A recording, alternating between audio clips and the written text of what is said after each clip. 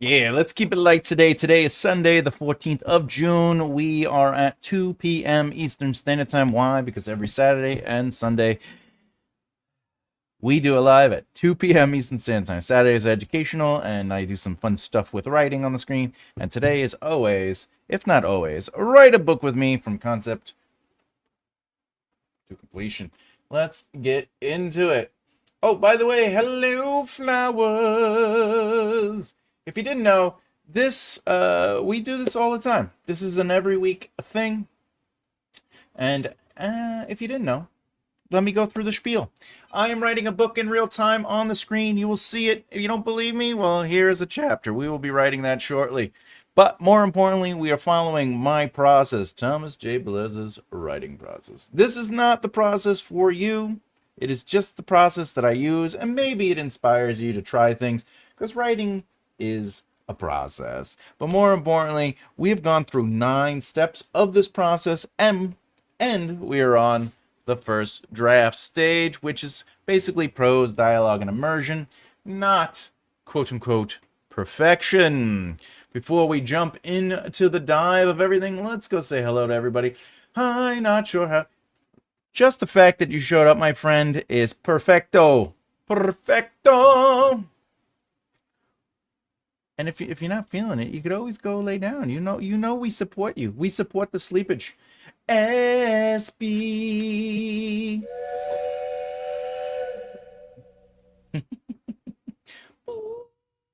All right.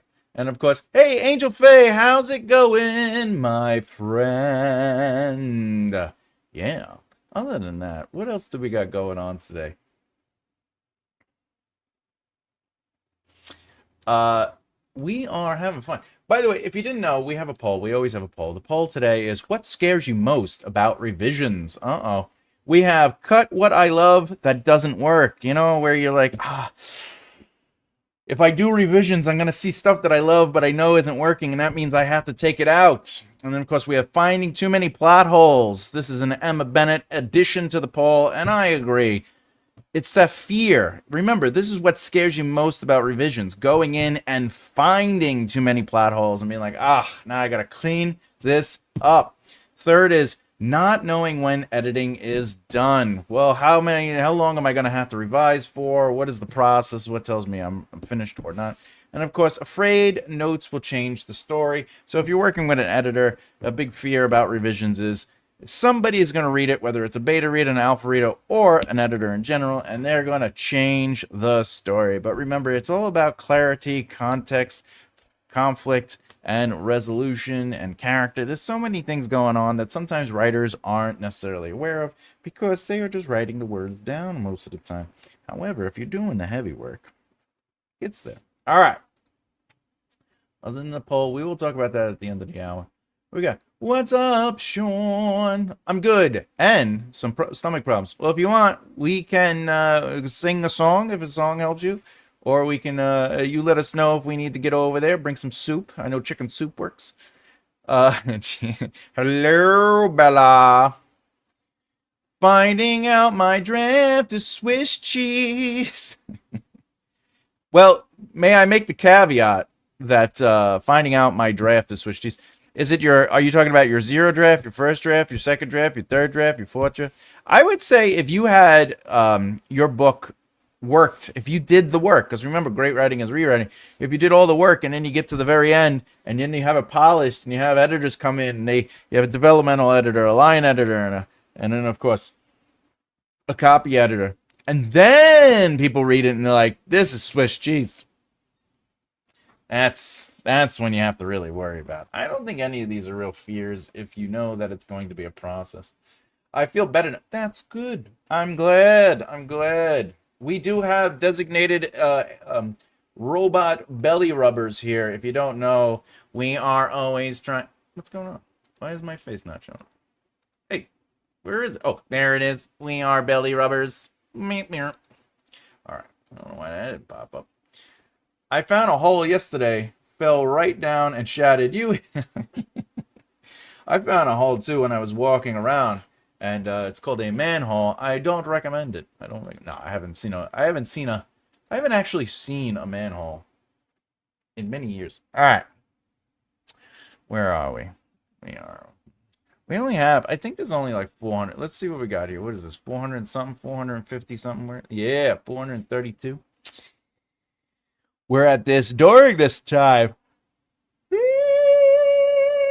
All right. Again, I am just doing a first draft, so I don't really care about it being great. I'm just trying to get the words out.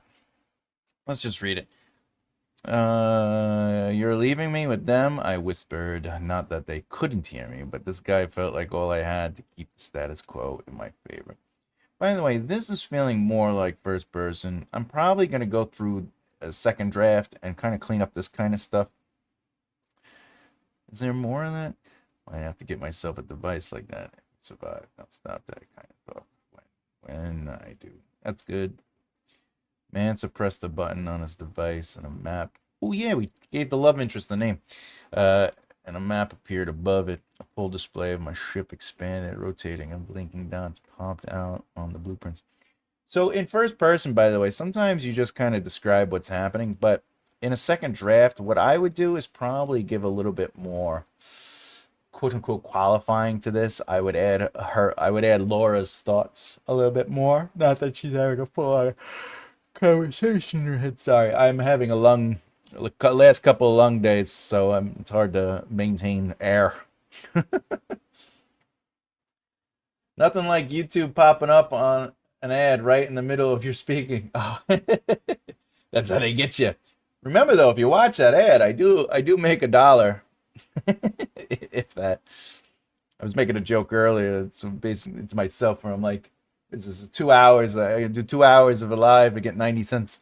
He took out some kind of device, a small hand-sized ball. See, I like this, some kind of device, because the character doesn't know, like Laura doesn't know. So it's, she can't be like, she can't say exactly what the device is, but then she like kind of describes it. So this is processing a small hand-sized ball, metalish. It floated up in red light. See, I like that in first person, where like we're kind of like moving it through the character's experience. A whole dollar, I know. Basically, I can't get gas. All right. Hey, I found another story to outline. It's called The Bleed of the Tangled Crown. Well, my laptop isn't here. I'm trying.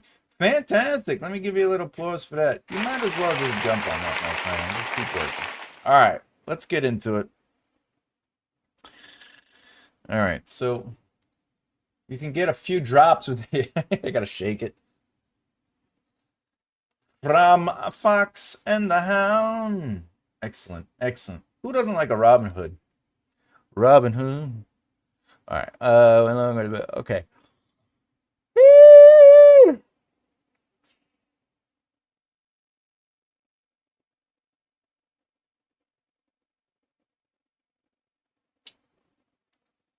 Shake it off. Yeah, you gotta shake it off a little bit. All right. I can't go right back there because this guy just is going to leave. I gotta make him leave, but.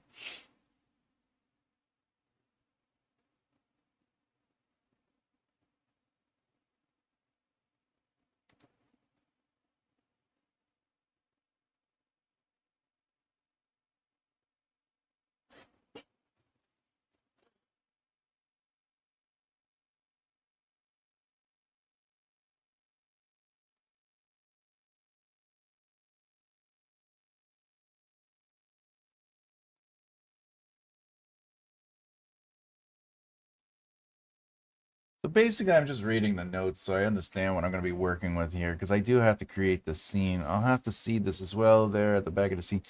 She sets up a compression explosion that she can send out the back of the ship to propel them forward. Oh, that's later. That's later. Hey, Afghani, what's up? By the way, I got your email. I haven't responded to it yet. I'll give you a response to it later. Toughest poll yet, A, B, and C. Usually when we do the polls, though, figure out what is what scares you most about those revisions. It is a fun poll today, though. I'm enjoying the poll today. It may sound silly since I'm 40 years old, but my mother's daughter took my laptop from me last Thursday. Don't know if this is too much. Underwear was dirty. Oh my. Well, first of all, First of all, I'm going to have some soda. You tell your mother and your mother's daughter what? We appreciate the share, but remember, this is a public forum. And if you want to keep that kind of stuff inside voice, I recommend having that choice. But feel free to share as you please. We love the vulnerability and exposition. No worries. Excellent. All right. Let's keep this going. Have others follow. All right. Laura comes back to the other area. Gang member demands she hurries up.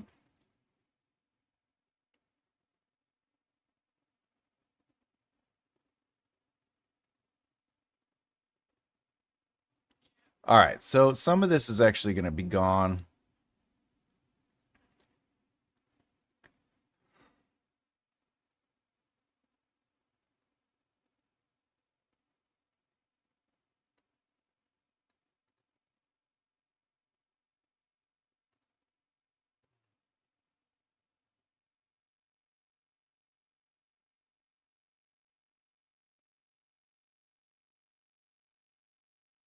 Okay. So where we're at is the love interest needs to walk off. Let's see what was happening here. There's 4 holes, 2 here. He said pointing, 1 in the back and 1 over there.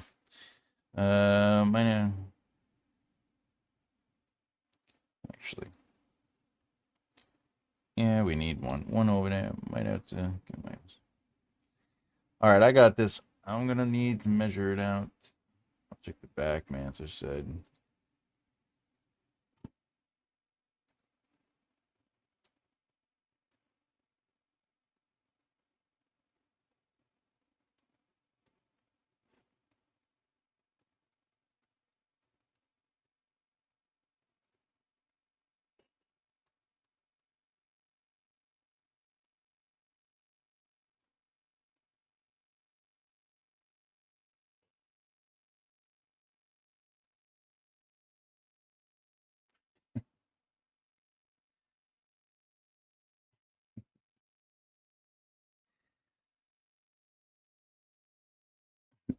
Listen, what's going on in the world today?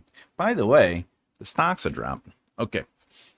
Hate when I get that notification. All right. My hand reached out against my own will, holding him from leaving. He glanced down at my hand on his arm.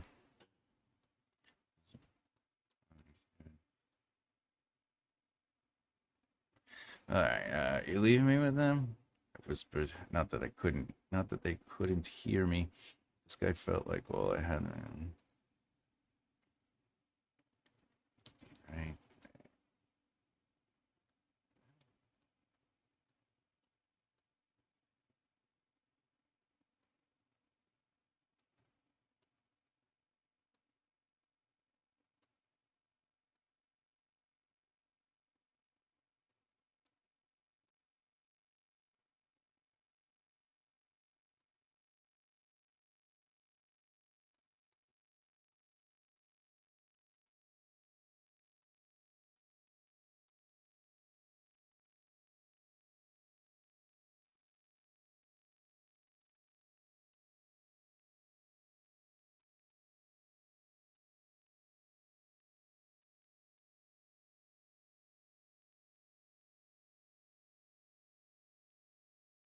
I can't write that. That's to the audience. She's my foster sister. I'm trying to figure out why you didn't give her a Gibbs smack and take your oh yeah, give you. All right, them. Don't worry about it.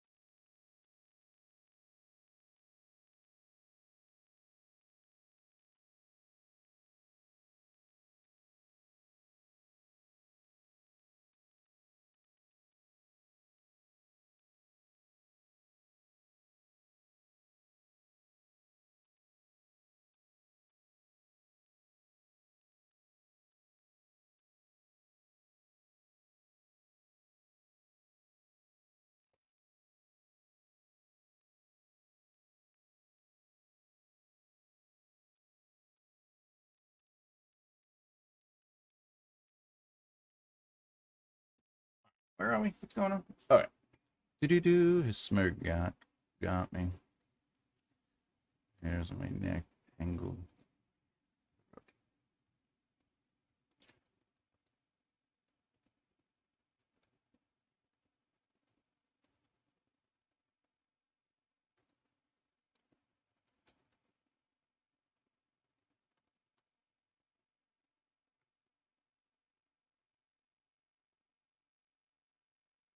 All right.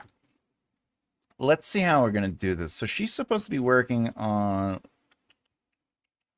We could just do what I would call a soft chapter break and sort of get her to come back there, because I could spend time. This is the issue I'm having right now. Even though this is the first draft, is I'm already seeing the lag, the laggity dag do. But again, it is only. I think I'm at 500 words now. Yeah, 500 words. That does technically set up the chapter. But this is the thing, like if I have her searching for the hole, she finds a hole, she measures the hole.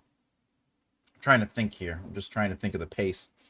So she finds a hole because she knows where it is. She measures the hole. She starts setting the hole, whatever the case is for the hole. And then she's like, all right, let me go to the back to help him. That little bit might be just not doing anything, because we at this point we have to sort of get into the conflict and or problem or the tension of the chapter. So we've already set up enough, though. We set up they're looking for holes. We know where the holes are. We know that she kind of trusts this guy a little bit, doesn't trust the other guys. We're setting the stakes a little bit. There definitely needs to be more gang members. I only have 3 on there right now. There should be 5 at least.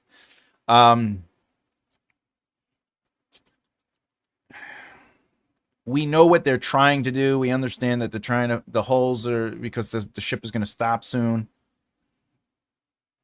So all that is set. We did the setup.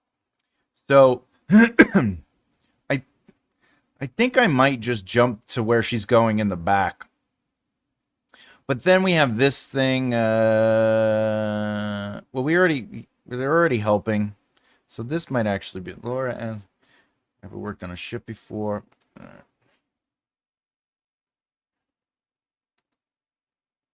This kind of already happened. This we don't have to do because we use the device. That helps speed up the pace and also seeded what's going to come later when they're in the cave.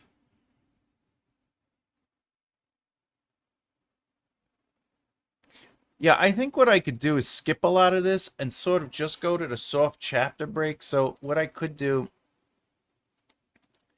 I could just do this, right? And just sort of start with her coming in the back and being like, I fixed the hole. All right, I got my whole set. Did you find, how are these back here, whatever.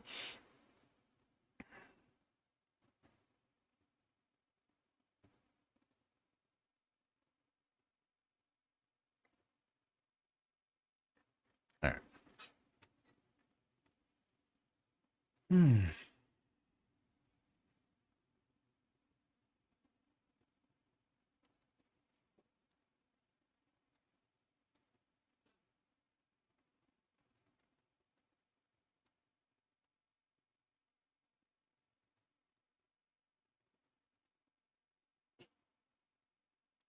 All right.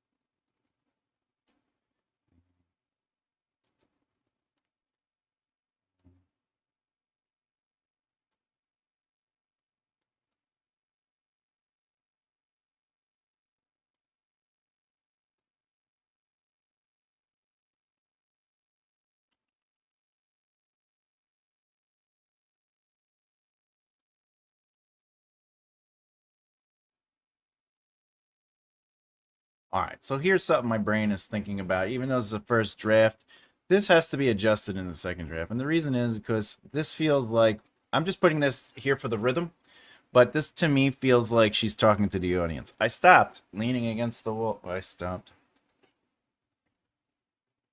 I leaned against the wall, trying to hide it. As I watched.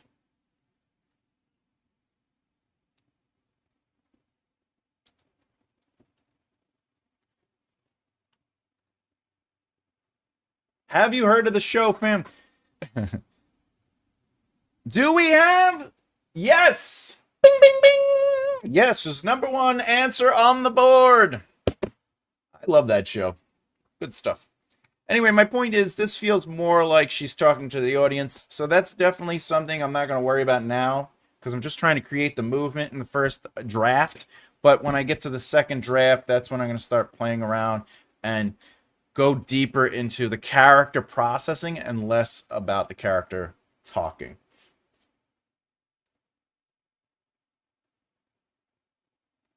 Oh, I mean, well, I've been doing this for so long that I sort of just try to keep, I have a style, but in reality, I should be writing it like this. It should look like this. Should be double space like that, and like this, and this should be 12, and then this should be Times New Roman. That's what it should look like. It should look like that, but because I'm the one writing, before I send it to an editor, what I would do is try to fix that or adjust it. But since it's just my eyes only, really, in a sense, I don't really. Have you heard of the Truman Show? Survey says, ding, ding, ding, ding. Yes is the number one answer. I like the celebrity version. The celebrity version is very funny, especially when they have the wrestlers on. All right. All right.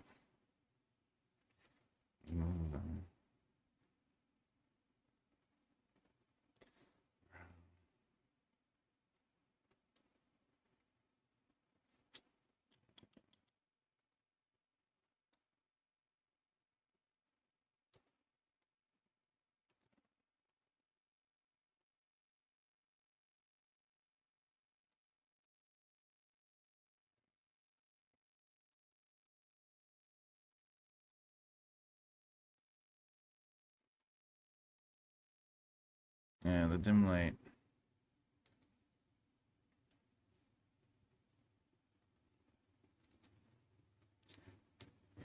Lighting. Hmm.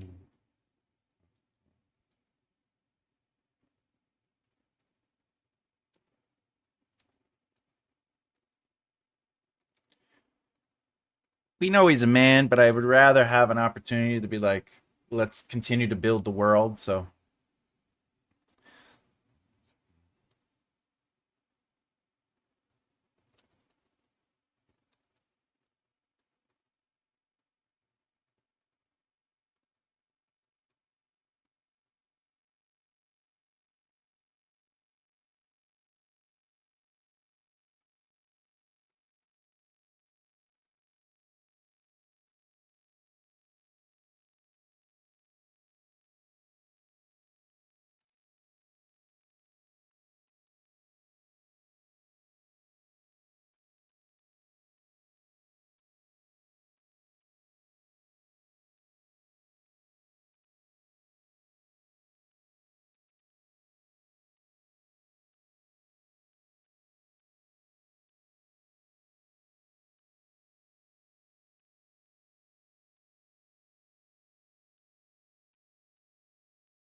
all right.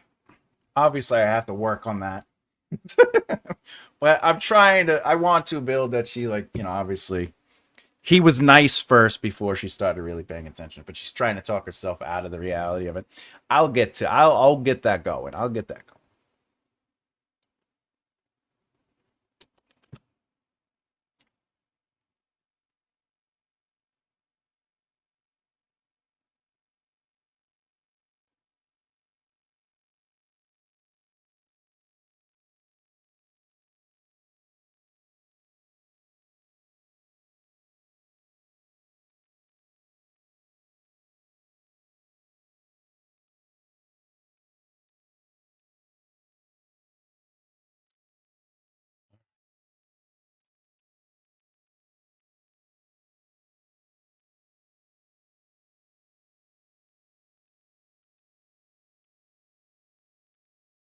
What is it? Lear?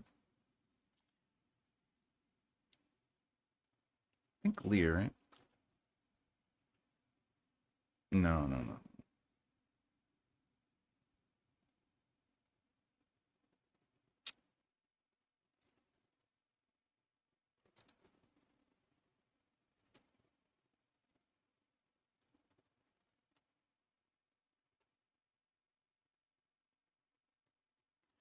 All right. Here's a fun thing. I could be like, Manser said. Okay. Um, but the thing is, instead, I let the dialogue sort of give away the character. So, do you normally lurk in your ship's doorways?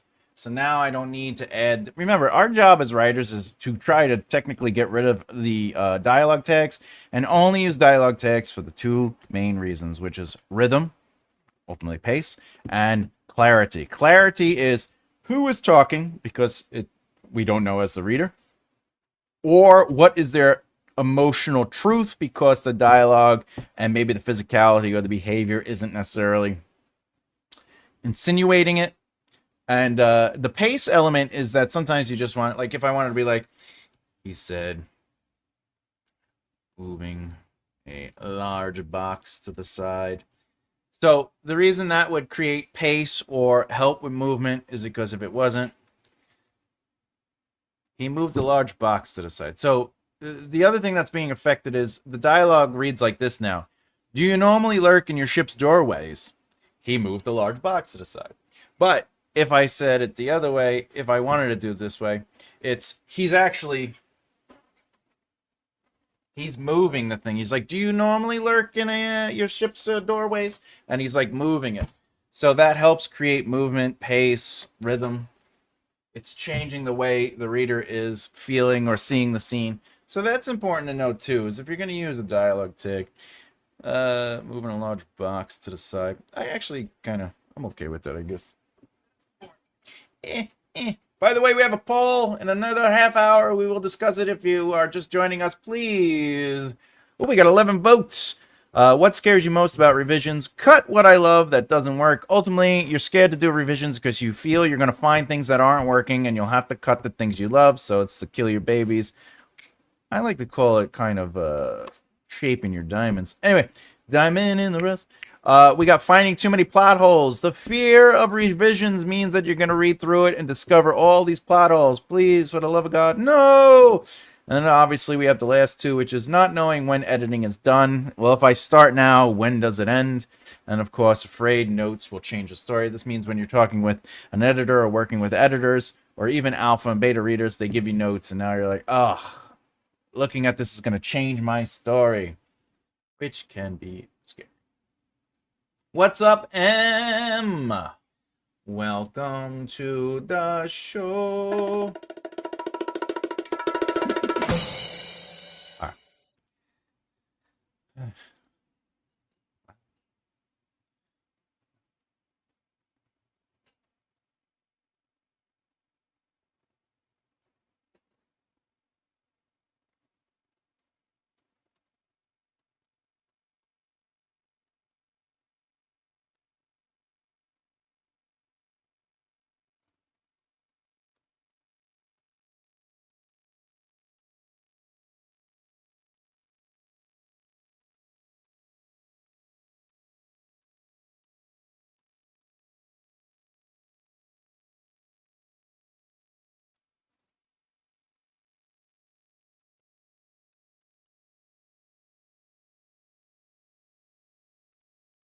This is the other thing. This is the one thing I do like about first person is you could have them do dialogue and then have internal thought or dialogue, and it's sort of like they're contradicting themselves, and it creates a little playful like, what? No, what if I were? Like it's showing her like internal confidence. And then she's like, just I finished my haul. I figured I'd check. Right. So I kind of like that element of first person. I don't feel you can do that as smoothly in third person limited or omniscient. However, it is writing. It is a creative medium. You can do whatever you want. I traditionally like third person limited. All right.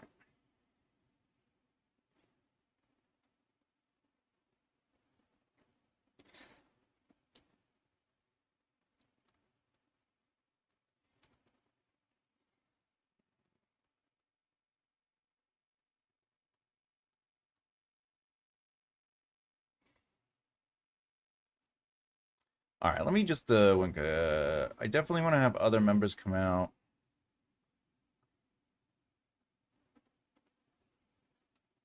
Oh, the explosions.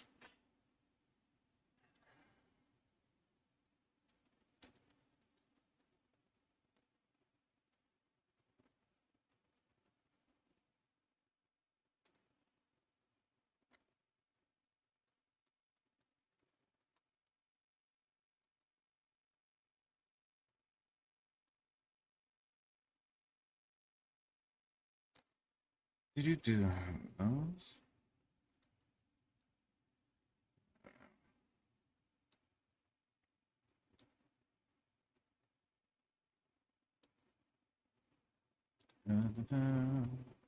This I have to do this. For something. I'll put this note here for later.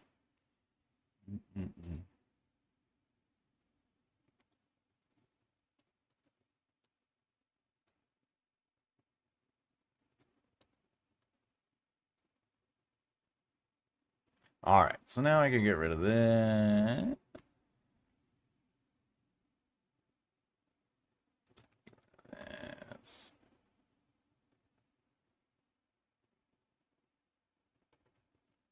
This is for later. This is for later. I'm gonna actually put this here just to... Okay.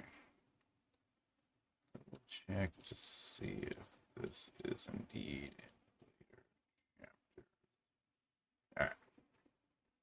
Let's go back up. Going back to Cali. Cali. All right. Have other members follow her when she goes back. I'm watching her. This we kind of, well,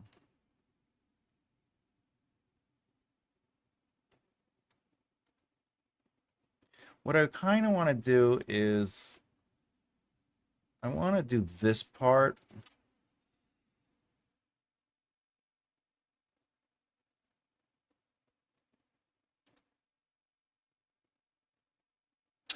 I want to get to them kind of, I don't know if they should be talking, but tells them to help with the search. We already kind of did that. The love interest calls over. We already did that. I will use this beat, though. We'll definitely get this beat in. They fix a few spots. While doing so, they have a conversation. This we can still kind of... All right, that's fine. We can end the chapter with that. All right, so let's get to it.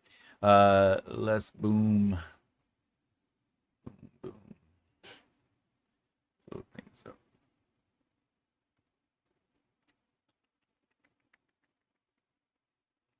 All right.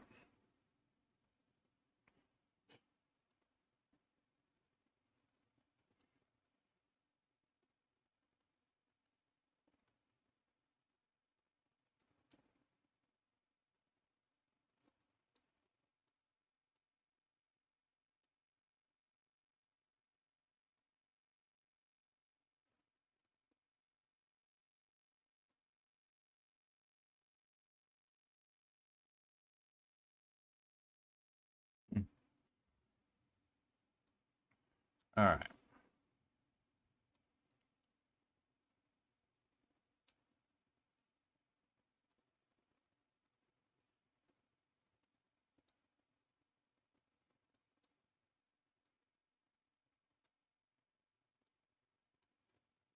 All right, so a couple things again. Remember, as a first draft, stuff like this will feel like more choreographed right now. And if you're writing stuff that does feel more choreographed, whether it's first, third, or whatever, remember that this is only the first draft. Just get the rhythm of the chapter out, figure out where people are going. And it's in the second draft, you're allowed to do the work. And in the second draft, you're probably, hopefully, going to start cleaning this kind of stuff up. I know I am going to try. And in the third draft, if you miss any of it, it's definitely another opportunity to do so. You need choreographing here and there, but the problem is entering the cargo area is sort of feels more generic. And the idea is, how do I make action connect to character?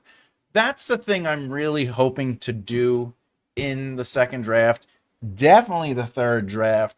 If you've been reading Death of a King, which is available on Patreon and Substack, you'll notice in the third drafts, character behavior is connected to a thing. Like they are choosing to do something. There's a task, or they are directly connected to a specific purpose.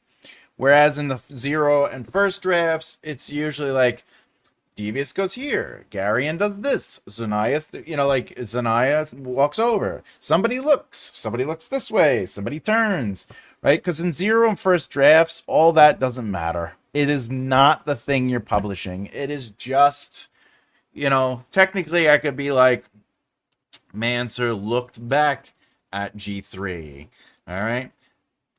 He scoffed.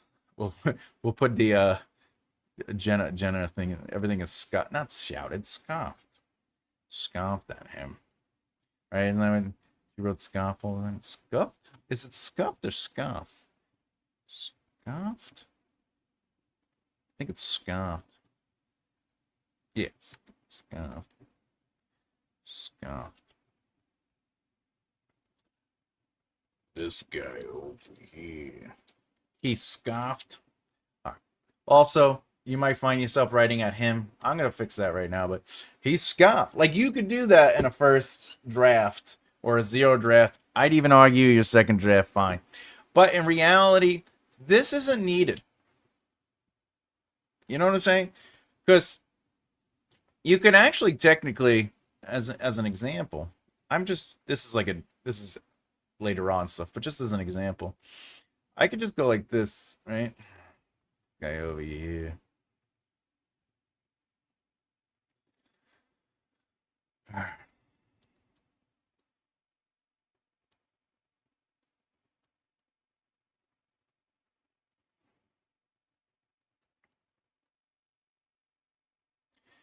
See, the difference between this one and this one is Mansa scoffed at him. I don't think you need that, right? So this guy over here, I would probably change the tone of it. Okay. Mansa scoffed, shaking his head. So now, instead of it just being Mansa looked at G3, this guy over here, he scoffed, which is a perfectly acceptable zero draft, first draft, and I might argue a second draft. But by the third draft, it should have more purpose to it. It should feel more character-driven, and the physicality of it, the behavior should be implemented through the character. So always with the bullshit, always with the bullshit, this guy. Or it should be this guy.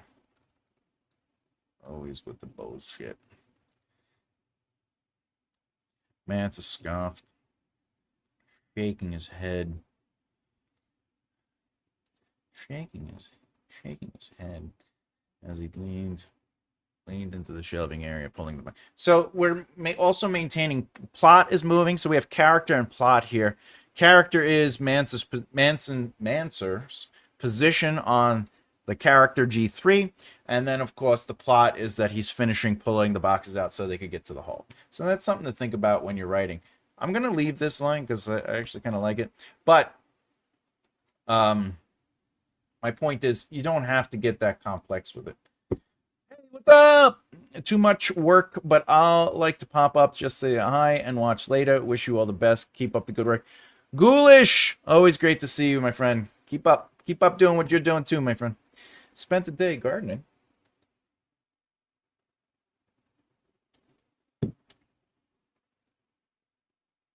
You got some shredded arms. Emma, we're gonna have to do some arm wrestling. Come on, put it there. Just kidding, you win. I would do this. I'd be like, oh, you win. I would have my friends bet against me, right? I'd be like, look, I'm gonna arm wrestle this guy. We're gonna build it up. Like if we were at a bar or a tavern or something, I'd be like, let's build it up. And I'd be like, all right, just bet against me though. And then I get there and I try, but then I would lose because I would lose. But then I would win because we're splitting that money. Fun game to play at the bar if you've never played it before. Also, what is it? Is it a $10 bill? I believe it's a $10 bill. Let me look at that. I can't see. Can't see. I don't have a $10 bill. You're gonna look at $10 bill. There's a bet you can make. I think it's a $10 bill. Who is not a president, or who's on the $10 bill? It's Hamilton, but right, $10 bill. It's Hamilton. Yeah, Alexander Hamilton. He wasn't a president, but you could say what person wasn't a president? I bet you $10, and that's the funny part because like you're giving them the answer, but they don't necessarily know the answer, and then they're like, I don't know, and they don't usually know, but it is Hamilton. Also, Benjamin Franklin. He's on a what is Benjamin's on? He's on a 50 or 100. Because Grant, I think, is on 100, right? Oh no, Benjamin Franklin. Yeah, give me a Benz. You have $100. All right, I'm losing people. Let's get back to it. All right. Okay. Shouldn't you both be finding these damn holes? G3 entering the cargo area. 2 other members of his gang followed behind him. This guy always with the bullshit, man. By the way, the reason this is also conflict is because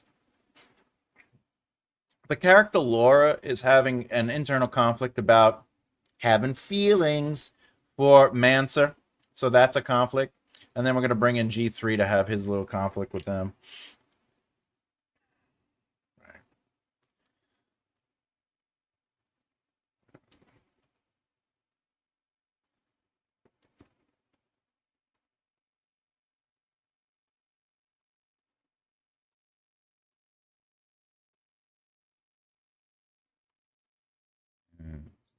To his face.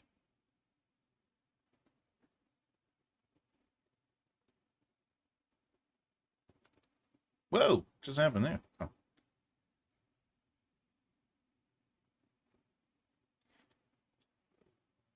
No.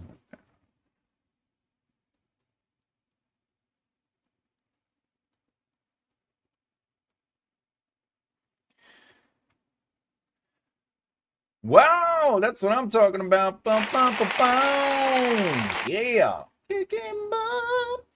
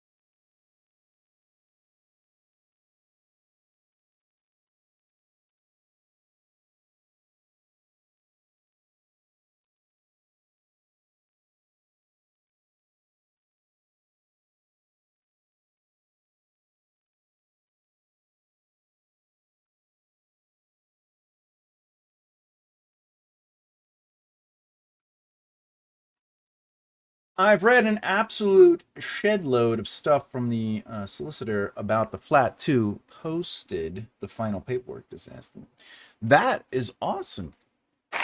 Does that mean you're officially in or moving in, right? You're officially getting it in? I also love how it's called a flat over in. Now, is it called a flat because a flat is a very specific thing, like in the States, as they might say, a thing called a studio apartment, where it's literally just a huge square that has a kitchen and space where somebody will put their bed, and then there's like a bathroom off to the side or a loo, a washroom. But it's called a studio because it's not broken up into rooms. A one bedroom would just be that it has like an open floor plan for the living room and the kitchen, but then there's a bed off to the side and then a bathroom. Is a flat a very specific thing?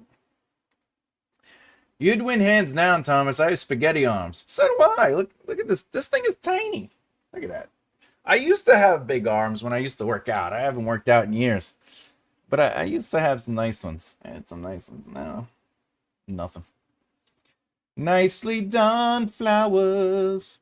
Exchange and completion will be due soon. I love it. It's a one-bedroom flat, all separate rooms. Oh, that's nice. That's nice. That's a nice, as they say. All right, how do we do today, by the way? Let's see.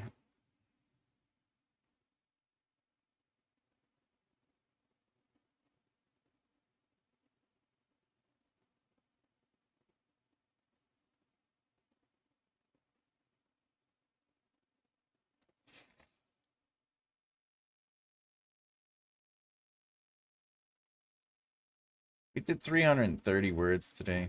I think we might actually be. My brain is just kind of going.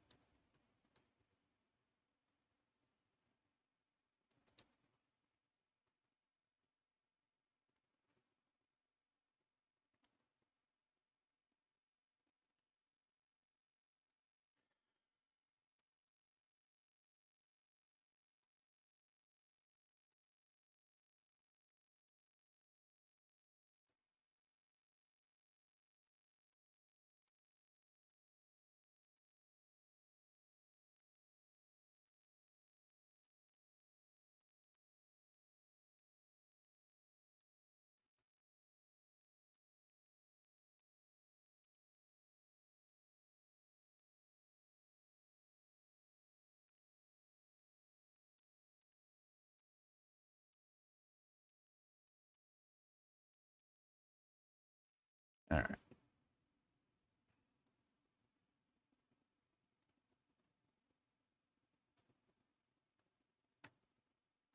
But I have a little bit. Ooh, can't go wrong with a balcony. All right. So we did this beat. We don't need this.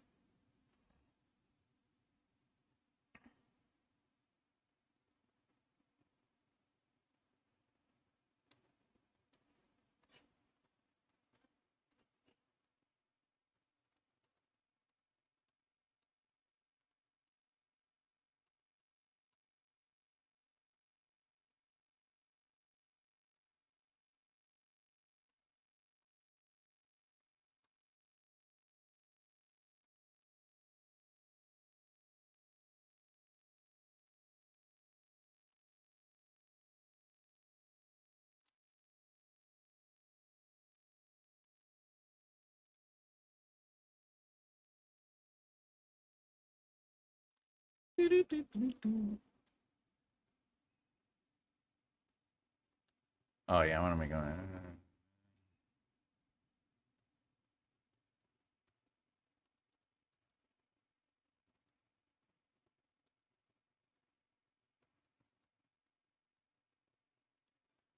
Remember when you're coming up with, whenever you have an opportunity to say something that's earthly, it's always good to think about, is it worth just creating a new thing? Like there's a moment in the Death of a King where some characters are in the in the water, and I have meadows, little tiny meadows swim by them like a school meadow fish.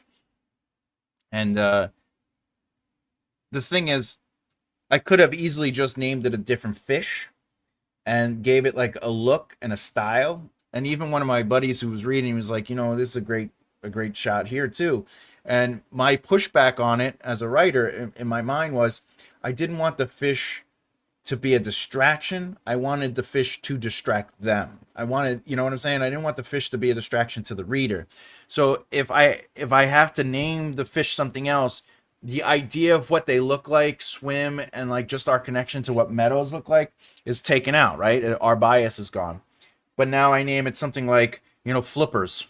Look at the flippers. All right. And then I have to describe them. So now I'm describing the way they look a little bit and the way they move. And if it's the same way meadows move, I can get all of that pace down to just saying they're meadows, and how they move is going to be how meadows. So he agreed with that. But you, as a writer, should be looking for opportunities to be like this. All right, they're eating an apple. How about they're eating a blip blip or a flip flip, right? And now they be the same way you would describe the apple. You would be in crunch through the red skin, exposing the cream colored inside or cream colored flesh or whatever. Okay, anyway, so, his buddy tossed him a flim flam and he grabbed it, taking a bite out of it. A loud crunch broke the red skin and exposed the cream flesh underneath. All right, now we know what a flim flam looks like. It might just be an apple, but because you added that little bit of world building through a word change, it just adds a little bit of color to the world. It changes it. And if you don't go into the history of that fruit and go into explaining the fruit beyond the way the characters interacting with it, now it's considered lived in world building because the characters are quite aware of it. I think I was pointing that out yesterday in the live, where if something comes up and then you just go into this long-winded explanation, a historical bender, will you, of world building, the characters aren't necessarily aware of it. Just like if the character is talking about how their twin sister is their twin and it's rare and the way they look, like if you're that character, there's no way after 20 years of being alive that you would have this single moment out of nowhere to look at the differences within your sister and think to yourself, it's rare that we're twins, right? So like you want the narrative to move through the logic of your characters too. And that's why lived in world building feels so natural, because the characters aren't explaining it to each other. You ought to know Bob, or did you know Bob? Dialogue isn't needed. They just crunch the apple, the fruit that's called a flim flam, and it crunches through the red skin and exposes the cream flesh within it. That does more work than going, oh, he grabbed the flim flam, similar to an apple. The red coating outside grows in the east from here. Like now I'm like, what's going on? Anyway, all right. I'm starting to feel my lungs. Let's call it a day. Let's see. Where are we at? Oh, wait.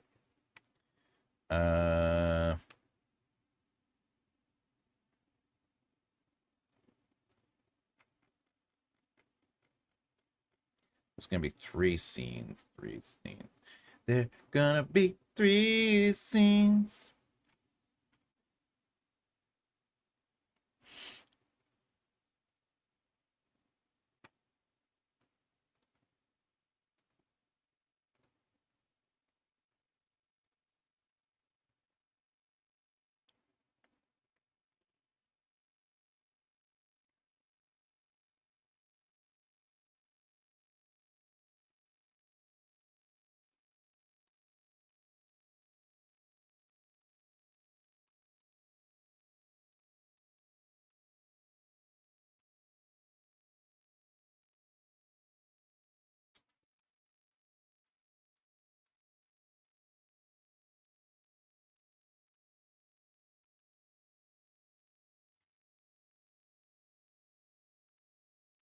Doing my numbers, my word count.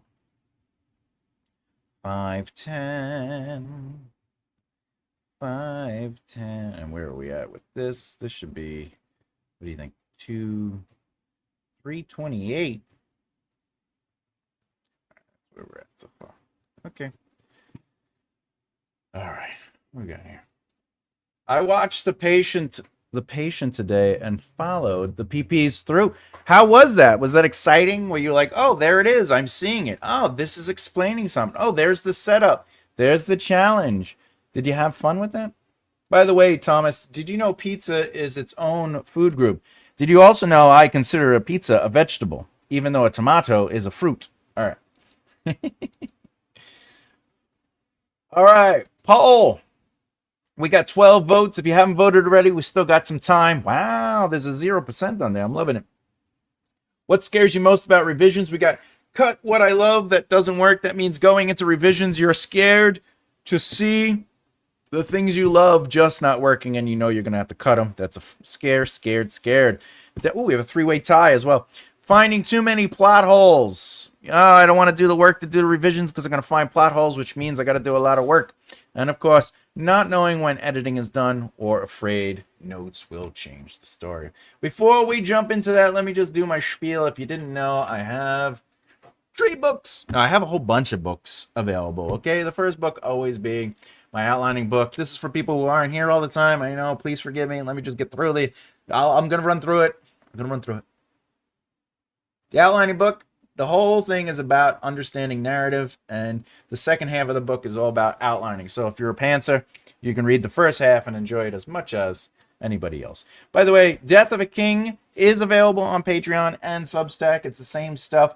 You get to see the 0, the first, and the third draft with notes from the author. That's a Mario. But more importantly, I also give educational elements that you can use for your own writing. I will say this. It's a fun ride. By the way, this book is available currently. MakeItRightLeftHere.com. I've shown this already. This is the second book. Boom, I have the hardcover and the softcover. They're looking good. I've been going through it. They're looking pretty sexy. I'm happy. So, if you want to click this is book 2 of 5. The other books are written. I just have to go through and sort of clean them up and edit them. Other than that, remember the Noir is also available. This is not the cover. I just use this as advertisement, so there's something on the screen. But more importantly, Patreon and Substack. By the way, if you join the membership, the YouTube membership, or you join on Patreon or Substack, you can watch the How to Write a Narrative course. Currently, there are 8 videos. The first 3 are free on any platform that I have, but as I am on the 8th episode, we are doing the 9th episode this week. There should be another 7 after that, and then hopefully I will add a few more, but there will definitely be a total of 15 as per my list that I have created for the actual course. But it's a deep dive. Feel free to jump in on that. Other than that, remember to bloop the beard and bloop that like button. Every like, share, and comment helps elevate the algorithm, and then it helps very much because YouTube is a beast. Hey. All right. What we got here? Ooh, yes. The episodes are quite short. Very scary. Are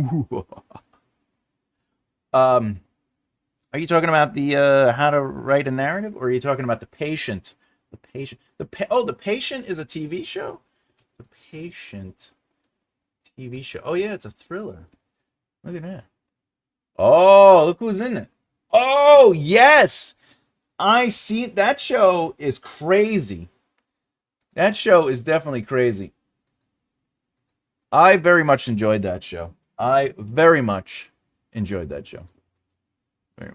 much. You're going to like the ending. All right, here we go. We're back to it. Let's talk about the plot. The plot is what scares you most about revisions. All right. We have a 3-way tie, though. If we could get another vote in there, that'd be great. Just to kind of break the tie. What do you say? If you haven't voted yet, feel free to dibble-dabble on that. It's just one of them. Pick one of them. Let's see if we can get a winner.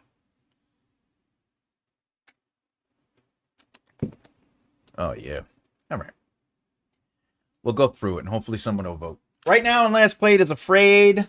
Last place is Afraid. Notes will change the story. You know what's funny? I actually used to suffer from this way back in the day. Not that I would choose that anymore, but way back in the day when I was writing screenplays and doing all that stuff, I was always afraid of feedback because it would lead to me having to change stuff. And in my mind, I was a purist. The first draft is the best draft because I was starting out. I wasn't all aware that great writing is rewriting yet. And that would actually paralyze me to get feedback. I'd be afraid to hear somebody's thoughts. Now I want it. Now I want to hear thoughts. I want to get feedback, because majority rules. Whenever you're dealing with feedback or criticism, if one person is like, "Hey, what's Zoliva's work schedule as a slave to the queen? It's all day, every day. No union breaks." It's probably not important. But if enough people are saying, "Look, this character really slows down the story. I'm not really enjoying, Frederick or whatever," then that's something to think about. However, if your purpose as a writer is to have that character there to be annoying, that might show that you're actually succeeding as a writer, because all the readers are like, "I hate this character." However, you might be trying to make a character everyone hates, so you could turn him into a character everybody loves, and that's just going to take time, maybe 2, 3, or 4 books. Maybe it happens by the end of the book. But the point is, the feedback isn't necessarily to change the writing or your story. The feedback is to help you know what's working and not working. So that was the reframe for me. It was less about changing the story and more about, well, if it's not working, it's not working.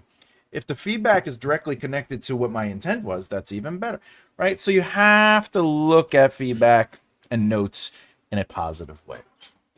I would not choose this one nowadays at the meek young age of 48. All right. Not knowing when editing is done. This one has actually never really bothered me, mostly because in the beginning, it was a one and done in my mind. I'm a purist. Then as I started understanding you had to put the work in, because people that I trusted and believed in also would pound that into my head. You got nothing is good. You got to always work. You got to work. By the way, editing is done when you've hit all the beats. Is it clear? Is the setup clear? Do we know where everybody started? Do we know what needs to be done?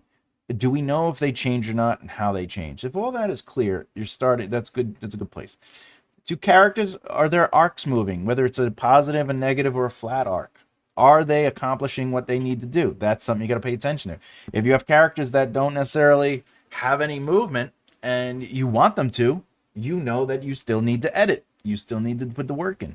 But if your characters are all accomplishing their arcs, whether it's flat, positive, or negative, that's a good sign. The other thing is there clear tension? You need tension and conflict. Does that get resolved? Those are important notes. So editing really isn't always about, are the sentences perfect? Why? Because you're going to send that to a line editor and a copy editor. Your job for editing is all the foundational stuff, all the invisible stuff, the things behind the story. Remember, plot is what needs to happen. Story is how plot unfolds through the emotional experiences, the choices of your characters. So you're making sure that those two elements are satisfied. And that's done by going through and making sure that chapters are indeed a fragment of the macro narrative. Every chapter has a beginning, a middle, and end.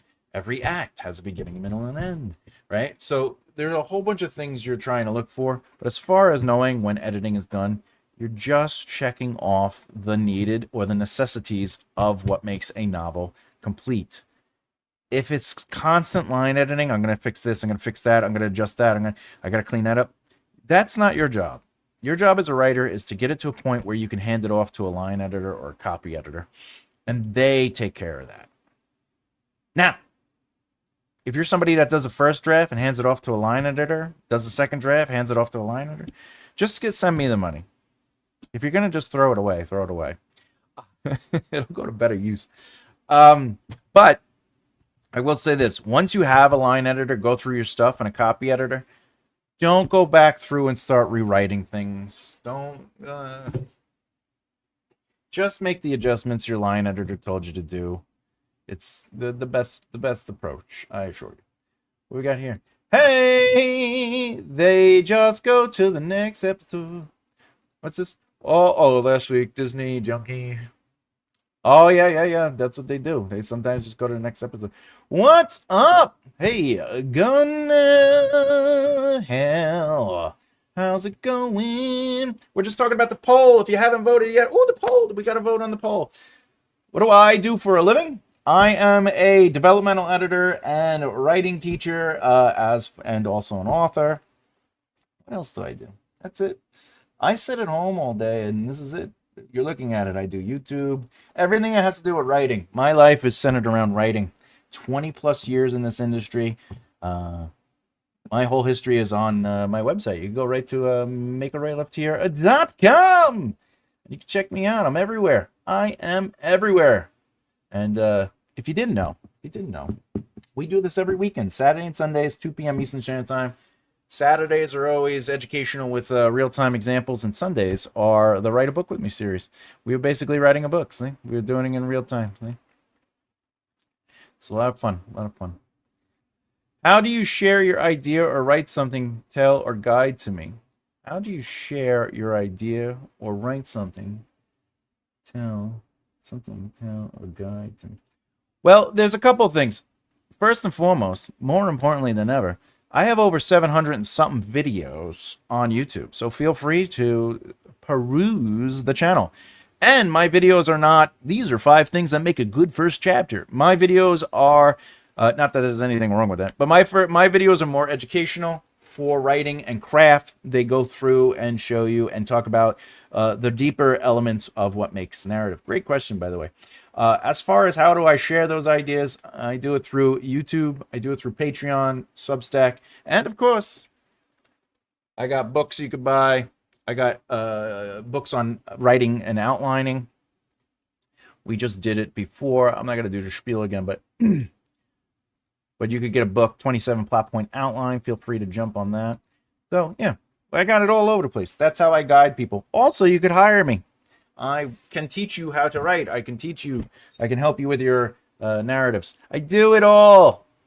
And I love pizza, which means I might take payment in pizza. All right, let's get back to the poll. Let's finish the poll. So, not knowing when to edit done, just to clarify that, just remember, you're just trying to check off the processes, but after you're done with your part as a writer, you got to give it to a line editor and don't overwrite afterwards. All right. Ooh, we got another vote in, so that means we have a break in the tie. Let's go to the top. Cut what I love that doesn't work. You know, when you're writing, there's going to be a lot of stuff that pops up that you love, where you're going to be like, this scene is so good, so strong. I love the dialogue. But at the end of the day, your job as an author is to serve the narrative. So if what's on the page and it's not working, even though it's amazing and you love it, does it serve the narrative? Because you can't just have things happening. Everything has to be connected. You want your book to feel like this wonderful encapsulated kind of a narrative experience, even if it's part of a series. You know what I'm saying? So don't over complicate it by just leaving random stuff in there. I have a lot of ideas, but when I try to write them, many things comes my mind, and I usually diverge from my original way of writing, then how I can fix them. By the way, I am new to your channel. Thank you for joining the channel. And as you're saying, basically, you come up with a lot of ideas. It's hard to focus on one or another. You know, my advice to this is always the same. Just create a quick, short-form outline and or write a summary. And what that means is you write basically a 5-sentence summary of what you feel the narrative is. By the way, I have a course on this. The first 3 videos are free. It's called How to Write a Narrative. Those first 3 videos will absolutely help you get started. I would say you don't even need to watch the other videos if you just want to understand where to start and how to break up this. I've dealt with this a lot. But more importantly, you have to think not a log line, but basically a narrative thesis. What is the narrative in its shortest field or form? So like Hunger Games is basically a teenager must fight in the Hunger Games. And then you break that up basically into Act 1, Act 2, Act 3. So it's before the Hunger Games, then it's the Hunger Games, and then they win or lose at the Hunger Games. So how do you really look at that? Well, you take the protagonist or PC, all right, and that is how you start the sentence. The second part is what the verb is, the action that they must take against something. And then, of course, the final part of that sentence is the thing that happens. So in a romance, It's very simple. It's before the romance, it's the romance, and then it's does the romance win or lose, right? That's if you look at Hitch, he might meet the girl, but he doesn't start dating the girl until the very middle of the story. So the beginning of it sets it all up. He's a consultant for love people. He has a client. He works with that client. And then he meets the girl. That's the inciting incident. And then he does research on it. And he's like, we should go on a date. And that date starts really the big second act element. And then it's just a period of mishaps. And then act 3 is ultimately, do they win or lose? So you have to think like that. That is the best way to approach this scattered idea brain, which I deal with. I'm writing anywhere from 3 to 5 different projects at a time. But the best way to approach that, right to the answer, is write a summary of what you think the idea is. Write a single line of what that idea is and break it down into 3 acts. Or do a 27 plot point short form outline, which is just a single line per plot point, and then do that for all your narratives and your story ideas. It'll help you play with those things, get it out of your mind, but also keep you moving and have the momentum up. I have a lot of ideas, but when I try to write them, many things come. Oh, that's the same sentence, right? Oh, yeah. The same thing. Great question, by the way. All right, and then the final thing on the poll, we have 38% finding too many plot holes. You know what?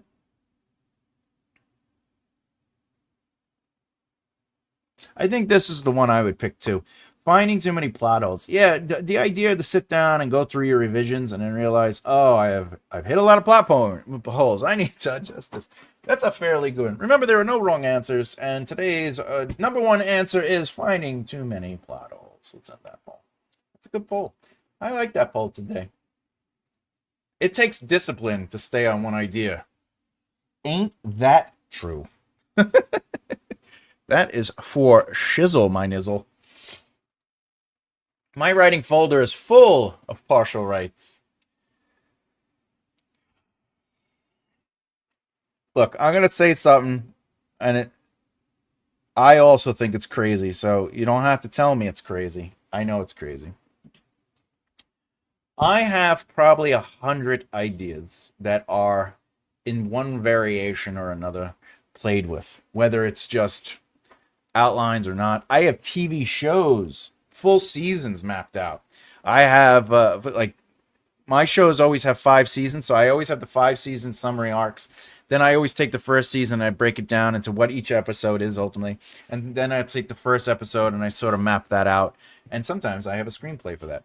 So I have multiple TV shows, multiple films I have worked on. And then I have all my books. I mean, the Maven Wars, by the way, is 3 series long. And what that means is I have 3 separate series. You don't have to read all the series because they're written sort of like in a way where the series themselves are contained. So I have the first series, which is the one that I'm slowly releasing to everybody. That's the Devious Death of a King. What is it? Not Combat and Glory. Legacy and Blood. Then Combat and Glory. The City of Days. And then Night of Balin. That's one series, but it is the third. It's a third of the saga. The second series is another 5 books, and that's actually going to revisit the entire story, but through the antagonist's point of view. And it's going to be a completely different experience, but we're going to see that other side. And then the third book in the saga is actually a sequel. It takes place after the Devious 5 books, and coincidentally the antagonist's 5 books. So that's 15 books right there. Then I have let's see, what else do I got? I got I got a 3-book series that takes place 1600 years before the Maven Wars. Then I have a series on how magic, like the first magic was really like sort of there's like a school for magic, like where everybody goes. Not like a Harry Potter school, but like there's like a place where magic is studied. I got a book on, right? So I don't say run away from those ideas, but it is good to summarize it. Or I love doing the 27 plot point outline. It's good practice for one, but also kind of gets it out, and there it is. And then I could always just sort of revisit it later. I'm just saying, there's always a lot. By the way, one thing that helped me overcome the urge to jump from idea to idea is writing chapters out of order. I could see that because it sort of keeps your brain going, right? Like you're still, right? You're not getting quote unquote burnt out. You're not just like, oh, what's next? You're getting to play with the different ideas, I'm assuming. Imagine the world where another 10 Thomas.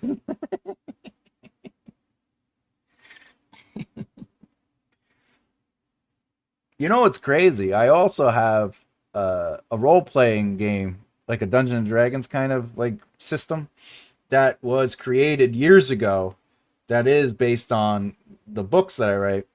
Uh, but I'm always working on that too. Like there's always a part of me that works on that a little bit. But it is, again, being a creative is the worst and the best thing in the world because you have this passion to want to create these ideas, and then just it never feels like you have enough time.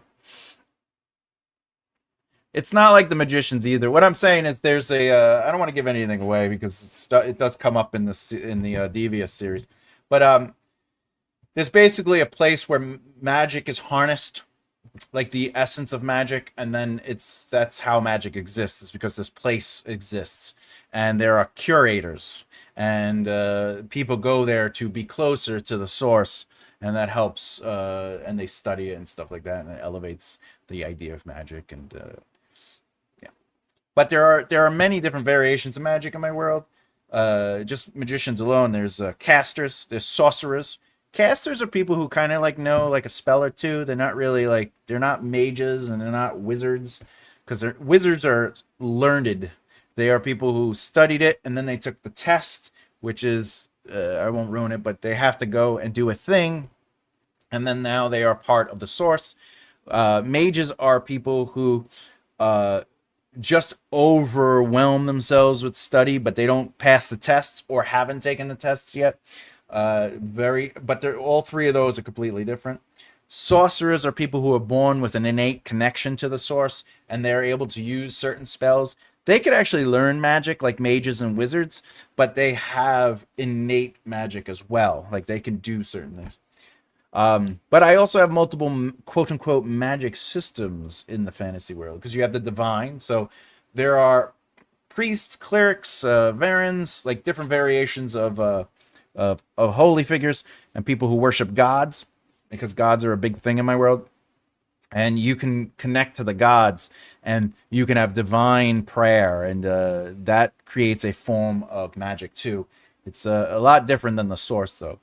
So then I have bard magic, which is like musical magic. So I love playing with all those kind of ideas. There's a lot to discover.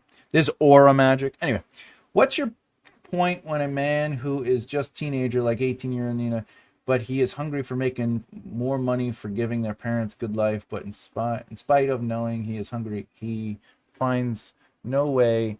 He just worry about them. He tries a lot to do, but his struggles doesn't matter as much as he thinks. That's a deep question. Well, first and foremost, I get it. The pressure, the weight, heavy is the crown, right? The weight that's on our shoulders as people to support and survive others, to be there and help one another, especially the loved ones. It is a difficult journey. Now, for someone who's 18 or 20, you're still a child, you know? I'm 48. When I was in my 20s, I couldn't even fathom 48, let alone think my life was even over. I'll be honest, even in my 30s, I was making things happen. You know, I had multiple career changes every 10 years of my life from, I would say, 15, 16. Every 10 years from then, I had a basically new career within entertainment, whether it was comic books, music, acting, comedy. And I did a lot of stuff at the same time. I did comedy, acting, writing. I produced stuff. I owned a theater, right? And I did a lot of that in basically the first 20 years of my life. So anything is possible. The real secret to making things happen is finding community, finding people to love with and grow with and learn from, and just having like-minded missions, concepts, ideas, and just working towards them.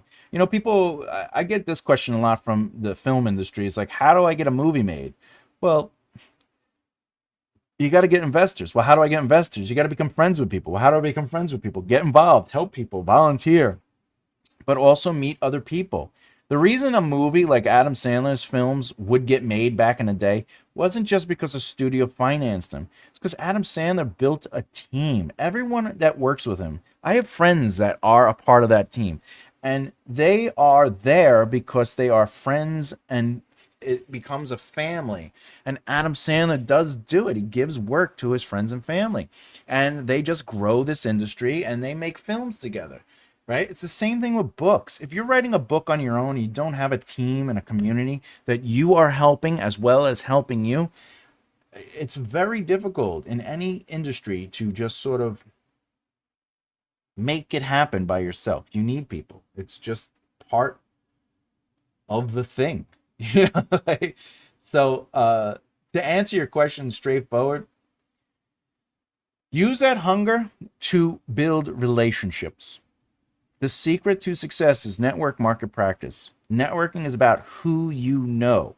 Marketing is about who knows you, the impression you leave on people. And practice is how well you know yourself. What are your strengths and weaknesses, and how do you improve them to get involved in your industry? At the end of the day, you can know everybody in the world, but if they don't remember you and they don't like you, it doesn't matter. So you got to make sure that you give time to people and you grow those relationships. That formula alone will get you involved in the industry of whatever you want to do, and that's really the secret. But there are going to be a lot of struggles. I mean, people know my story. I talk about it. I had cancer. I had COVID. Now I have restrictive lung disease. My health isn't what it was when I was constantly working out in my 20s. I did all the martial arts. I played all the sports. I did everything. And now I'm 48 years old. I pretty much have to stay home, and I use my brain for as best I can. And I still work at making things happen. The secret is really getting up and doing and doing and doing. And sometimes I have to remind myself of that too. So I'm really happy you asked this question, because it is a reflection. I could kind of look at the mirror myself, because sometimes I have those days too where I'm just like, and I am grateful and lucky in my situation. I have capital holding me. I don't have to work for a while. But I still have those days where I don't want to just live off of that. I want to continue to grow and rebuild my industry and my business. And I'm dealing with grief. I lost my parents, especially my dad, like right next to each other. And when I lost my dad, I lost me. I lost a lot. So I can completely understand what you're talking about and what you're going through. And it's never easy until you have good people around you. Community, community, community. That's the best I can say. I hope that inspires you and doesn't deter you. And thanks. He should write a book about it. I mean, there you go, right? Talk about the struggles. I think that's a fairly good idea. I think one Thomas is just right. You don't want two Thomases? You don't want 10 Thomases? All right. Use that hunger to build relationships through eating food. Yes, pizza parties, everybody. Let's get those pizza parties. Let's get that pizza parties. Boom, boom, boom, boom, boom, boom, boom.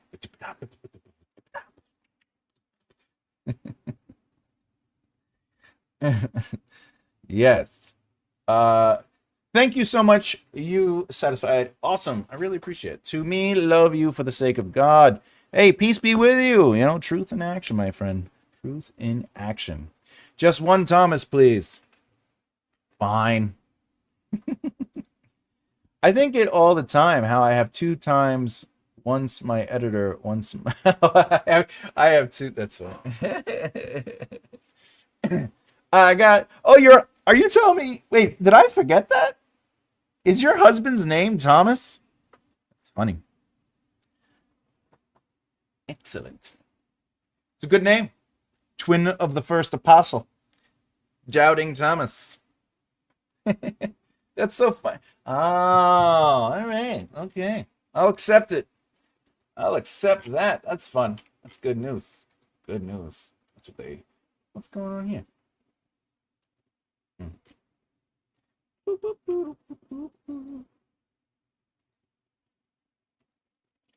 Oh, oh, oh, oh, oh, oh, oh, oh, oh. The right stuff.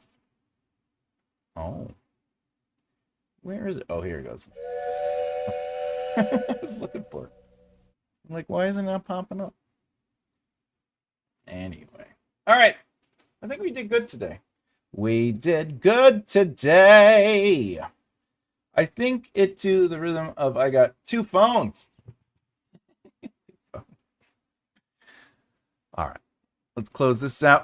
Oh, before I go, next week's schedule.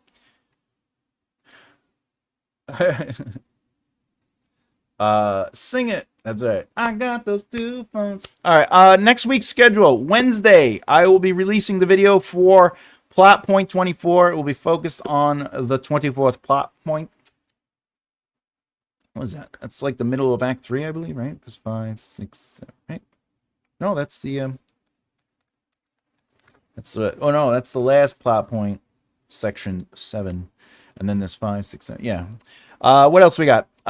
We have an interview. JD Barker is back again, everybody. JD Barker is back again. And I have a second interview with him. He has a new book coming out. Saturday, I was going to do a video on active versus passive prose and writing, but I've been getting a lot of nice emails to do some more of the analyzing. So I guess I'll put it to you guys right now. Would you rather me do a video on active versus passive prose, or would you like me to do another video on analyzing? I think I have some options. I could do a first chapter again of somebody else, look at their prose, maybe the first 300 words, 400 words, or I could do I can analyze an outline. Really, it's up to you. You let me know. Other than that, Sunday will be the Write a Book With Me series. What's going on here? I am from Pakistan. I am just 18, and I have to go to U.S. to make a better life. That's why I asked you some questions. Those are good questions, and I really appreciate it. Also, if you're going to come to the USA, I recommend, depending on what you want to do, find where that is sort of like the Mecca, like where people can congregate and go there with the mission of ultimately putting your time into building those communities and getting involved with them, and that would really help you a lot. If you don't know what point it is, we're in trouble. Listen, I'm having trouble breathing. All right, I'm going to have to live 150 years to read all your work, bro. And if you get that game done, I will play for sure. I love the world you're creating and Maven Once. I appreciate that. Thank you. Fun fact, that world that I created was... We were talking to TSR people, but TSR went bankrupt and Wizard of the Coast purchased it. But I was almost had it through TSR. It would have been amazing. That would have been what? I would have been so happy. And I am one piece of my whole life. I have to build empire. That's why I'm doing a lot, struggling. I feel you there. Build your empire, build your community, build the people around you, and then give back. Always help as we rise. I like when you analyze bad writing. Especially a romanticy. Can analyze my outline. Tell me where I'm going wrong on it and what I got right and where I can go from it. You know, that's a great one. Maybe I will do that. Maybe I will work on Diana's outline next week on Saturday. I will have to clean it up. I won't change anything, but I'm going to make a new document so I can put it on the screen so I can have it more clear. So, yeah, I can do that. Other than that, I think we got a whole good week ahead of us. A whole good week ahead of us. I can't believe this month. We are flying through this month. This is the middle of the month. This whole week is the middle of the month. Next week, I will be in Japan. Oh, konnichiwa. Konnichiwa. Um, what is thank you? Thank you in Japanese. Did I say that right? Formal. Origato. Origato. Did I say that? Arigato. Arigato. That's it. Right? Am I saying it? I think I'm saying it terribly. Origato? Or Konnichiwa. It's just could you make my network of those who can teach me trading or digital product journey like but digital product journey makes my life ease, and you are also, by the way, you're very cool and hilarious. I try. It's my beard. It makes me funny. Um, I don't really know a lot of people as far as trading and digital product goes. However, I do know trading, but it's not really something I would be comfortable teaching others because I know just enough to make a couple of dollars. You know what I'm saying? As far as digital products go, really the strong point of that, technically the PDF the ebook version of this would be considered a digital product, right? So think about what people need. This is the advice that I was given to me a long time ago, and this is the advice I kind of stick with. You find a problem that exists, right?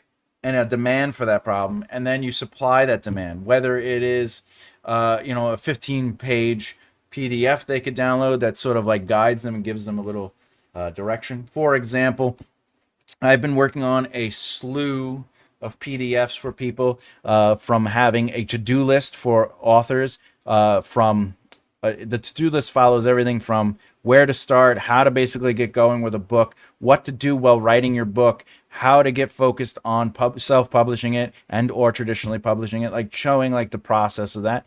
That's a digital product that you can ultimately put out there for $3 or whatever, right?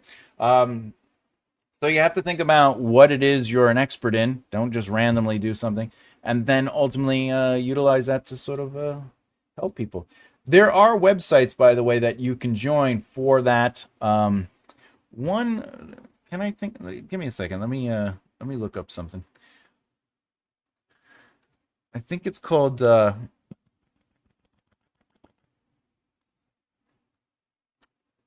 Is it script? No. Uno moment. No, that's definitely not it. Let's see. Oh, is this it? I'm almost there.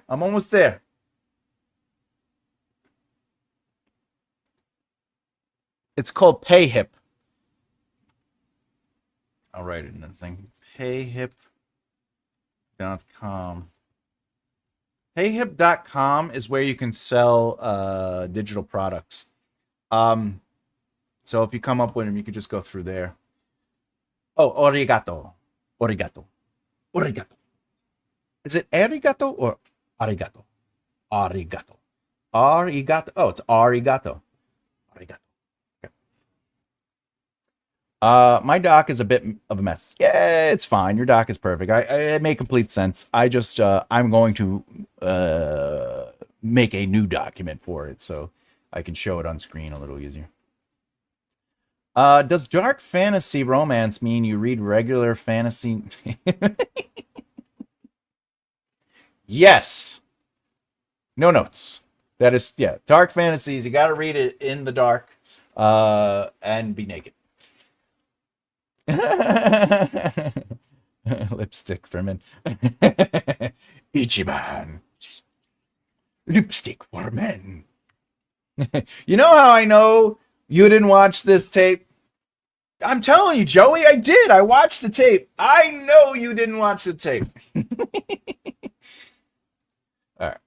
Friends. I love Friends. I don't care if people think that show is not good. That show is fantastic. Fantastic. All right. How is it 3:30 already? I just want to put it out there. I got to finish my laundry. I got to fold my clothes. I got to do the dishes. I got to respond to emails. I got a bunch of emails I got to respond to. I got SB tonight at 7. Still doing that. I got to finish cleaning up the class for a library on Tuesday. I got a busy night tonight, guys and ladies. Ichiban. Lipstick for men. All right. You're very helpful, man. You seems to me such a kind person. I appreciate that. Have ever seen you don't laugh to me ask such a question. Have a good day, my mentor. Be blessed. Be well. And please come back. You know, it was good having you here. Great questions. And stay safe and be happy out there. Excellent questions today. I sing smelly cat, smelly cat. What are you good for? Smelly cat, smelly cat. What is it? What is it? It's son of a bitch. Son of a bitch. Smelly. Oh, smelly cat, smelly cat. What are they feeding you? Smelly cat, smelly cat. It's not your fault. They won't take you to the vet. You're obviously not their favorite pet. All right. Oh, are we done? Okay. Friends is funny AF. Agreed. And the humor of the 90s. I love the 90s. By the way, Fran Drescher was the president of SAG-AFTRA for one term. And then she stepped down. And now it is Samwise Gamgee. That's right, Samwise Gamgee, the actor who plays Samwise Gamgee, is now the president of Afghan. And that was, if you don't know, Sean Astin. Who, by the way, his father was Gomez Adams from the Black and White show. His name was John Astin.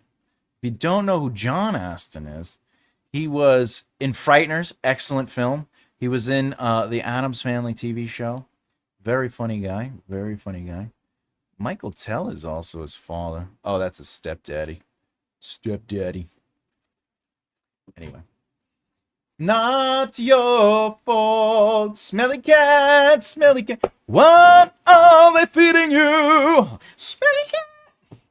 I'm going to destroy my lungs if I do that. Yes, sir, I will surely come on. But one last thing. Could you suggest to me some kind of gurus who can teach me digital product journey? Yes, there is, there's this girl. Let me just find her YouTube for you. What is her name? I can't find.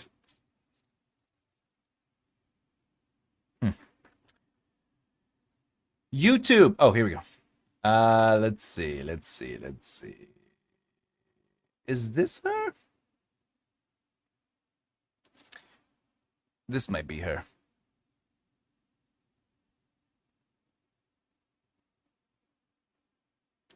Oh, that's definitely not her. I'm trying to just find. I think this. Oh, this is an author.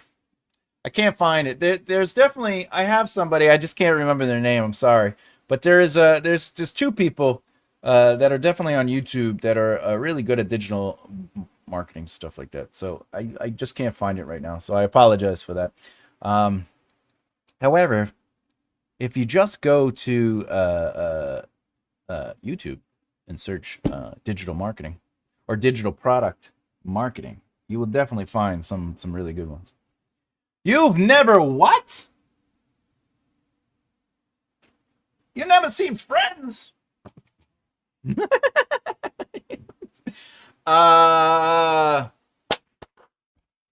Cause I'll be there for you. What is it? I don't even think it's called Friends, right? Isn't it? Maybe it is. I don't know. You say you love me, I say you crazy with another woman. I'll be there for you. What is it? Oh, the Rembrandts. That's right. I'll be there for you. So no one told you life was gonna be this way. Your job's a joke, you're broke, your life's like DOA. It's like you're always stuck in second gear when it hasn't been your day, your week, your month, or even your year. But I'll be there for you when it rain starts to pour. Never! You need to watch that show. It's very good. Very good. I haven't seen the full series either. Only a few episodes here and there. Friends is what I would call... The first season needs a little work. But... Oh, and the last season needs a lot of work. But I will say this. Excellent. Excellent. Excellent. It's fun. It's just a fun show. Sandra D is good at teaching. Look at her for the bundles. You can find a ton of info on those. Oh, Sandra D. Sandra D. I know. Yeah, it's a famous song. You're still in bed at 10. Work began at 8. I don't think they actually do the second verse in the show, though. But I search a lot of comms. They don't share good ideas or realistic strategies, so search for your student, my brother. Yeah, I'll look it up. I'll look it up. And if you're here next week, I'll have it. I'll have it in my favorites. By the way, they were. I'm with you, Afghani. Rachel said we need to take a break. I need a break from this. Okay? There is an argument though for it. However, Ross was being a little weird with his, he was a little too, got it. Sorry about that. Ross was acting too jealous, pushed her away to want a break. Ross's fault on the break. She took a break. She was very interested in somebody else. We know this because she was hanging out with somebody, right? Okay?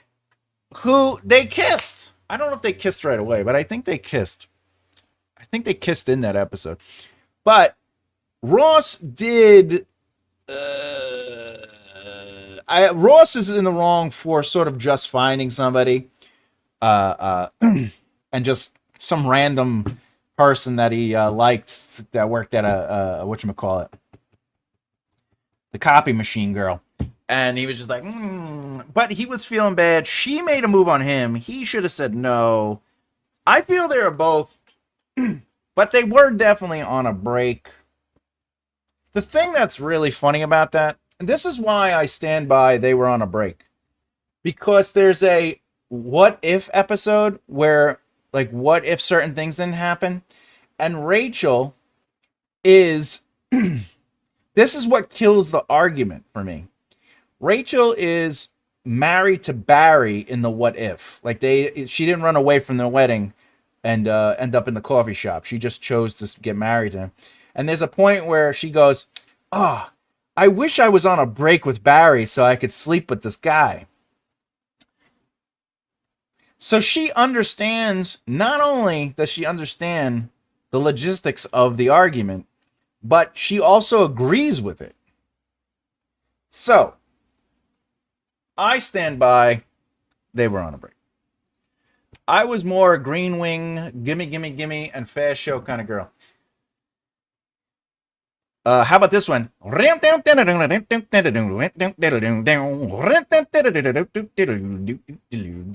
Benny Hill. Living Single was the GOAT. I did love that show too. I believe that's where Friends got its concept. The argument is that ultimately it's the same kind of show, but I would also push back that watch every sitcom show you can look at, and there's basically a formula, and that's what it is. It is a thing. Like you can, like Mad About You is not an original show, but the writing was original. Seinfeld. Actually, Seinfeld, I could argue, was an original show because they actually broke the sitcom formula by no hugs, no happy endings. So, very good stuff. But you can look at Home Improvement. Traditional sitcom, you know. Um, but I don't think the argument still stands. A Living Single was very much people love that show, love that show. And then there were people who loved Friends, right? So when it comes to quote unquote stealing, there's only so many ideas. So the presentations have to change. And I feel Living Single and Friends were different in the concepts of what they focused on and how they presented it. And I think that made them different enough, in my opinion. But the concept's still the same. They're friends. But you could even say that about Martin. You know, Martin's TV show was Friends. There was a bunch of people that were friends and they had shenanigans. Cheers is basically friend, right? There's a whole bunch of friends, but they hang out at a bar instead of in a living room or a coffee shop. So, you know, as far as, you know, that, where are you from? And if your son or daughter who's just 18 like me, what would you suggest to them or give advice in front of you to tell me your biggest advice or suggest? Oh, all right, that's great. I am from the States of America. However, for disclosure, I don't actually believe in countries. I believe that we are earthlings and we are all one people, and I believe that we should all be helping one another and be a united front. Though I believe everyone should have their cultures. Their culture should definitely be something that forms and develops within groups, whether large, micro, or macro. But as far as countries go, I think really the solution to elevating and celebrating and bringing a world together is all of us just going, we all bleed. So let's see what we can do to help one another rise from whatever is plaguing us as an existence, as a planet. With that said, though, as an aside, what advice would I give my son or daughter? Well, this is a great question. If I had a son or a daughter, I would have to definitely wait till they were about 18, maybe 16. If they were 16 for sure, my advice would be like, look, I want you to go get a job, okay? Because in the States, you could sign a waiver to get a job. And I want you to save every single dollar you earn. I will pay for your existence. I will pay for your gas. I will pay for your food. I will pay for your living expense. But I want you to save every dollar you make, and I want you to also start putting money into an ROA. But I would have already started putting money in the ROA when they were born. So basically, when they were born, I would have started putting, if I could afford it, up to $100 a month, if not more. That would be sort of foundational starting. The other thing I would give them as advice is this. This is the straightforward advice. Ready? If you have a plan that you want to do something, whether it's I want to be a doctor, I want to be an artist, I want to be a teacher, whatever it is, you got to figure out what it is you want to do. Then look at what it would cost you to take 2 years out of your life to not work a job and to focus solely on getting involved in that community. Once you figure out that price, your responsibility should be to work as much as you can to earn as much money. So for me, I had 3 jobs. I worked 3 jobs for a year. I saved up all that money, and then I never worked again, and I went all in on music. And I didn't try to become a successful musician as far as like, I want to be Michael Jackson. What I did was I got involved in the community. I started working behind the scenes. I started helping musicians. I still got to play music. People hired me to record all this stuff because I was just around everybody. And that's how I had opportunity. But saving up that money allowed me to focus on just volunteering my time and getting involved in my community. So my advice to my child would be figure out what it's going to cost you for 2 years. 2 years, okay, 18 months, all right, and save up that money. Work. If you have to get 3 jobs, get it. Work. Save every single cent you can. Once you have that money, now get in there and do your networking, marketing, and practicing by getting involved in your community. You want to be an actor? Start doing PA work. Start doing background work. Don't go work in the theater. Don't go work in a local community theater. Don't go to a college, okay? Get involved on the sets. You want to be a television actor, a film actor, you got to work on those sets. You want to be a Broadway actor, you got to volunteer. You got to get involved with the production companies. You got to get involved with the casting companies. The reason you do that is because you then start building a reputation in these worlds. You want to be a successful writer, you need other writers around you. Look at every single successful writer there is, and they have a group of people around them. Even Stephen King, there's just people that are also so excellent writers. But this is the thing. I may not have Stephen King beside me, but I have the next Stephen King beside me. And what does that mean? It means when you're working, you shouldn't be trying to get with the masters, because they're so far ahead of us as peers, it's impossible. But they started somewhere too. So if you want to be a writer, you got to start getting involved with writers that are starting out and they're in the same area as you, and you grow your relationships with them. And as they succeed, you'll succeed. I promise you. It's all about sharing. When I was in acting, music, comedy, everything, when I found success, the people around me, I helped them. I introduced them to the right people. They introduced me to the right people. For Saturday Night Live, when I started getting work for SNL, I then did an introduction, got other people jobs working on SNL. When I had an opportunity to work with the SAG-AFTRA union, I then helped other people get into SAG-AFTRA, right? So that's the advice I'd give to my kids. Save up 2 years worth of money, get involved in your community. You don't have to do the thing you love first. Actors don't have to act first, but they need to be around that community so people start seeing their value. And then they'll be like, do you act? And you'll be like, yeah. And then, all right, you want to act in this thing. The other thing is, if you just want to be good at something, like if you want to be good at comedy, just get on stage. Write every day. If you could write comedy and work on your comedy every day for an hour and then get on stage as much as possible, you'll become a great comedian one day. But you won't necessarily become a successful comedian. Why? Because I see it all the time in the comedy world. They would get up on stage, do their jokes, and leave. And then they'd go to the next club. They run in, they say hi to a few people, and they go, hey man, can I get up on stage real quick? Can I just jump in between the sets? And because they're friends with the people, the guy's like, yeah, get on stage. They get on stage, they either flop or they kill, and then they're like, they run off and they do another show. And they're getting really good at being a stand-up, but they're using people and they're not building relationships. So you don't want to be that kind of person. And that's something else I would tell my children. However, this is going to sound crazy. I'll just say it. Everything that I teach in these books and the series is literally what I would sit down my child and teach them. Whatever it is they want to do, I would, because that's the only reason I wrote these books, is because I was consulting. That's what I did, right? I consulted people. I consulted production companies. I consulted individuals in the entertainment industry. I taught them how to set up their life and then attack it and create a career. And I'm very selective with who I work with now. So if I work with you and you hired me, you know that I'm interested in seeing you succeed, right? Because I'm 48, I went through the health issues, and I just don't want to just work for people for money. You know, like, it's not really about the money for me. It's about something else. But I wrote these books.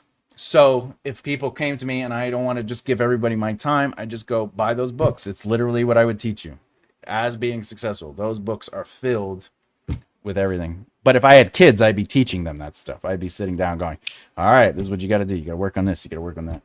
Nowadays, though, you could also do internet. You know, influencers are a thing. So. Loved all of them. Oh, all the TV shows. See, I'm able to keep the narrative going. I hope that answered your question, by the way.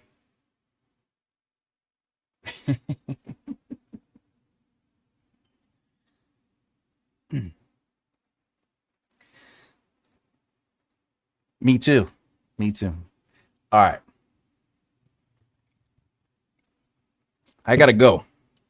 I gotta get myself something to eat. And I gotta get some air in my lungs. All right, everybody. Thanks again, by the way. I had a lot of fun today. Much love to everyone out there. I will see you next weekend, 2 p.m. Eastern Standard Time. But remember also, Wednesday and Friday will be some videos.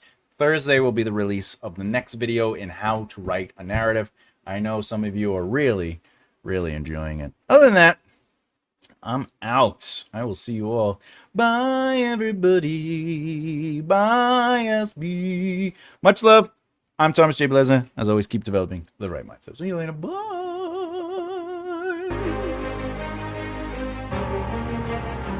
See you later. It's not working. I don't know.